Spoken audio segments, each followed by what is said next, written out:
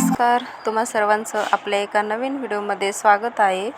सकाळचेच काम ते माझे आवरलेले होते, भांडे ते राहिलेले होते घासायची. तर राजवीर आला होता शाळेमधून. राजवीरची शाळा आता लवकरच सुटत असते 10:30ला आणि शाळेतून राजवीर आल्यानंतर प्रांजल जात असते. प्रांजलची 11ला भरत असते शाळा आणि दुपारी 2ला. आता ऊन पण आहे आणि आता परीक्षा पण जवळ आलेल्या आहेत मुलांच्या, तर त्यामुळे आता मुलांची शाळा आता अर्धीच भरत आहे. तर राजवीरला खायचं होतं ऑमलेट. स्वयंपाक ते झालेला होता, मटकी आणि कढी केली.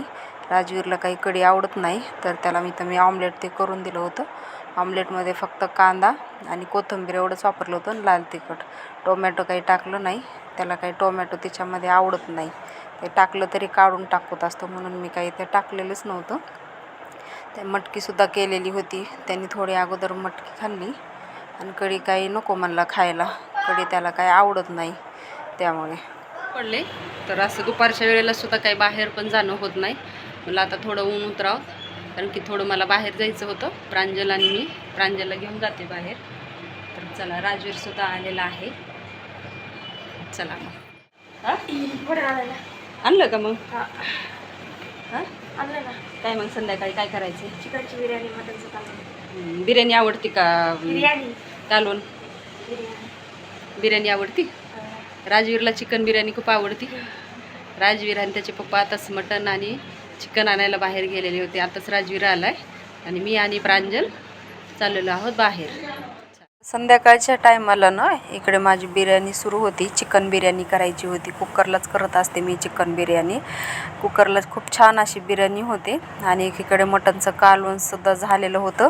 आमच्या राजवीरला चिकन बिर्याणी खूप आवडत असते, तर तो सारखं म्हणत असतो. आमच्या इथं जास्त चिकन बिर्याणी काही करत नाहीत, तर मटण बिर्याणीच करत असतो. तर मी चिकन काही असं मॅरिनेट ते काही करून ठेवत नाही, कारण की कांद्यासोबत जर आपण परतून घेतलं ना, तर चिकनचा असा वासही जातो. आणि एकीकडे पाण्याला उकळी आलेली होती, त्यामध्ये तांदूळही टाकून घेतले. तांदूळ शिजेपर्यंत छान असं चिकनही इकडे परतून घ्यायचं. त्यानंतर त्याच्यामध्ये थोडीशी कोथिंबीर आणि पुदिना टाकून घ्यायचा, छान असं परतून घ्यायचं. माझ्याकडून विसरून राहिलं, हे आलं लसूण नंतर मी टाकलं, अगोदरच टाकायला पाहिजे होतं. नंतर मी 1 वाटी दही घेतलेलं होतं. दही ते टाकल्यावर खूप अशी मस्त ग्रेव्ही होती. आणि चिकन बिर्याणीमध्ये ग्रेव्ही जर असेल ना, तरच चिकन बिर्याणी छान होते. तर ग्रेव्हीच तिच्यामध्ये नसेल ना, तर बिर्याणी अजिबात चांगली होत नाही. तर इकडे आपले तांदूळसुद्धा 70 ते 80% शिजलेले होते. छान असे चाळणीमध्ये गाळून घ्यायचे ते तांदूळ. आणि इकडे आपलं चिकनसुद्धा छान असं रेडी झालेलं होतं ग्रेव्ही. त्यामध्ये ग्रेव्हीसुद्धा छान अशी तयार झालेली होती चिकनची. अशी ग्रेव्ही झाल्याच्या नंतर त्यामध्ये तांदूळ ते टाकून घ्यायचे आपले उकडलेले. तांदळाचा पूर्ण एकच थर द्यायचा आणि फक्त खाली ते चिकनचा थर द्यायचा. ह्यामध्ये मटणसारखा काही थर द्यायचे नाही. नंतर थरावर थोडासा गरम मसाला टाकून घ्यायचा.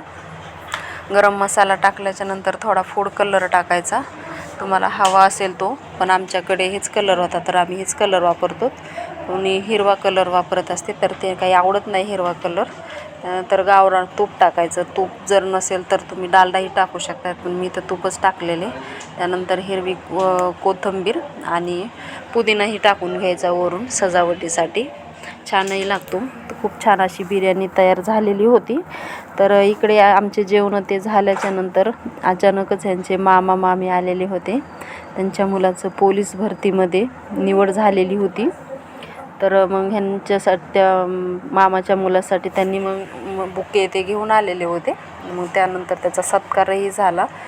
तर तो खूप दिवसाची असं प्रॅक्टिस ते करत होता, तर ह्यावेळेस तो लागला. तर असंच मुलांनी व्यसन न करता, व्यसनाच्या आहारी न जाता, आजकालची पिढी खूप अशी व्यसन करत आहे. तर व्यसन न करता तुम्ही अशी स्पर्धा परीक्षेच्या तयारीला लागा, पोलीस भरतीमध्ये जा.